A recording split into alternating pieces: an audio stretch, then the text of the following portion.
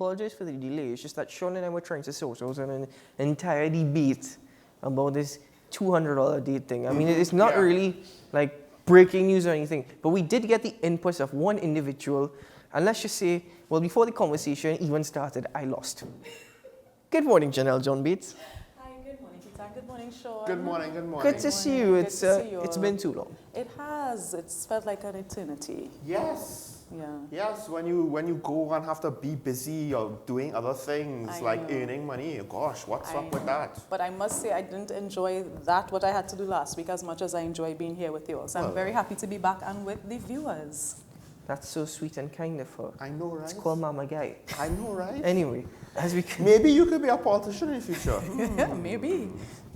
You're hitting too You would close vote for me? Would you all vote for me? Huh? Would you all vote for me? I would vote for you. However, history has shown that where somebody starts off on a political journey and where they end up might actually be in very different places. So saying I'll vote for you now doesn't mean that I might, actually want to do it in 30 when, No, we have a very good relationship, but you don't have my voters yet.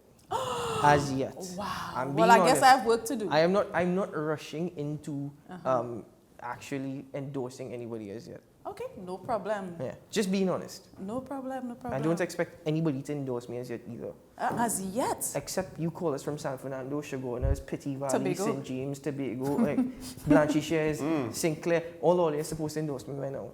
Anyway, let's get into the conversation because Janelle is with us finally this morning. The entire situation with respect to procurement, it seems as though we've made leeway there. The Procurement Act, most of it has been proclaimed. It's now up to companies to actually ensure that they are registered. The Procurement Board, though, they don't have a permanent chairman. Right now, the deputy chairman of that authority is actually at the reins. They're searching for an individual to take over. And we hope that doesn't prove to be too much of a difficulty. But in conversation with Mr. Lalchan, he has indicated that he believes the authority is still well-equipped, well-resourced, and well-staffed to actually handle this entire transition process. So, Janelle, what are your expectations of since this Procurement Act was proclaimed? Well, I have high expectations. I think the full proclamation is long time in coming. The act being first, parts being proclaimed since 2015. I know there were things to work out, regulations and so forth. So I'm very happy to hear that it's finally, for the most part, been fully proclaimed. So I expect a lot. Mm-hmm. Do you think that there's still the possibility, and this is a question for both ladies and gentlemen, that even though there is a process to go through, and don't get me wrong, processes exist all the time, that there is still room, obviously, for political interference and influence? I would say yes, because it seems as though, and this is where the Prime Minister's statements, it leaves with a lot of questions, because he was basically saying, well, the pundits on TV, including those who he thought should know better. So it implies the formal regulator, and nobody else immediately comes to my mind, because people like us or Karen on this show who have spoken about it before, I would argue, well, he should not have expectations of us knowing better. We weren't involved with the legislation anyway.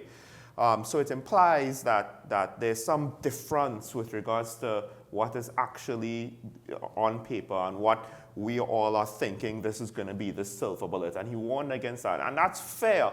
But I do wonder to some extent it brings back up the questions, right? He did explain why government-to-government contracts were kind of left out, so to speak, because he said, well, politicians need to have the capacity to make these decisions. And that was more or less, we knew that for a while.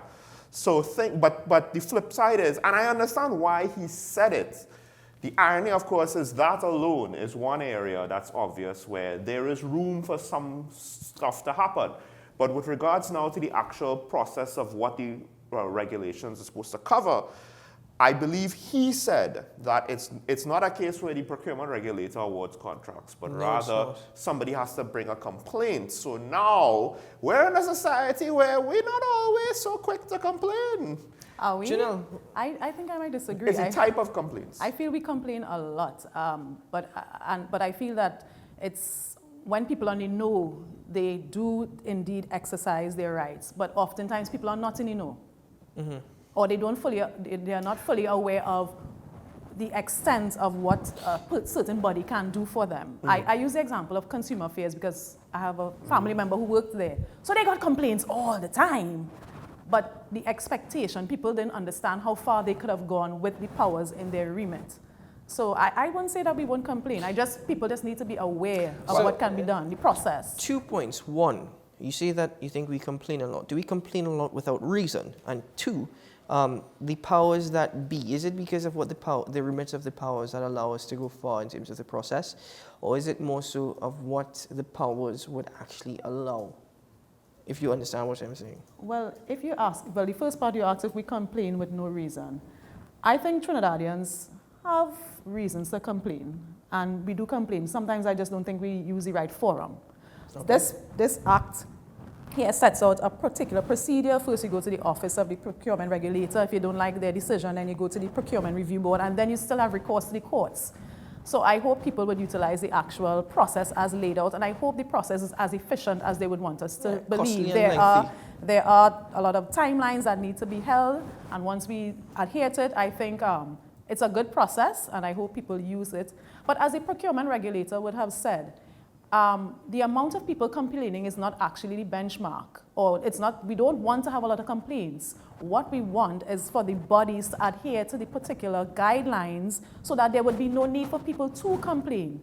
So we can't measure the success by the number of complaints. We actually don't want complaints in this area. We want to have a process that is fully fleshed out and followed by the state entities and government entities. The thing is, and I get what she says when there's too much complaints, that's just, you're going to get that from the general population of any country because perfect information is just not something widespread. My concern though, the lack of complaints is probably going to come from those people who are actually in the situations, because we see it already. This is my job. I don't want to risk my job. Therefore, I will not rock the boat. So to what extent now is that going to translate to, well... Like a whistleblower, you mean? Nobody's going to want to blow the whistle. I think that there's a section there. I didn't get into that section on whistleblowing, though. I know there is, but it's just that, and it's not unique to TNT, but we have ways to unofficially circumvent rules and regulations. Some of them are playing out alleged circumvention of regulations playing out in the press right now and in the political back and forth between certain members of the government and opposition bench. So it's possible. So part of it is, I guess, I don't know what makes this piece of legislation more secure from just how politics happen in this country. I think also the situation is now is because the act has been proclaimed and the procurement regulator of TNT, that's operational. The instance now for companies to actually get registered and ensure that they are up to par, given the booklet that the procurement authority has released to all companies, we're not going to see the effects of it happening immediately, because I think efficiency is also a huge thing here in TNT. And I hope... Efficiency or inefficiency? What do we actually prescribe to here in TNT? But what do we practice?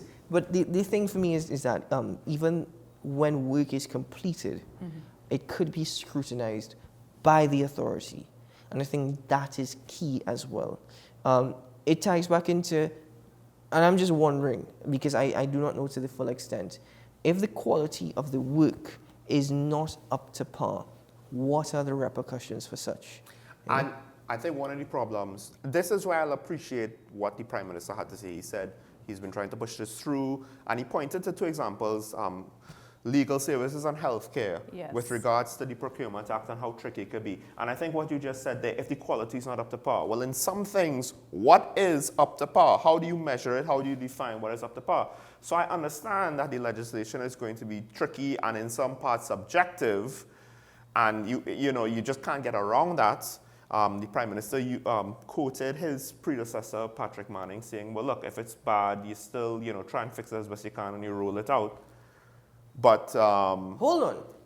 Dr. Rowley was quoting his predecessor. Patrick Manning. So I could appreciate how complex this is, and I just hope that the irony might be, it's not necessarily corruption, but the difficulty of the situation might cause problems, and then it will look like corruption. I think, Not saying that corruption is not possible. We do have to take a quick break here, but you're right. How are we going to scrutinize the quality of the work if there is no set standard or procedure as yet? Or the quality of the results.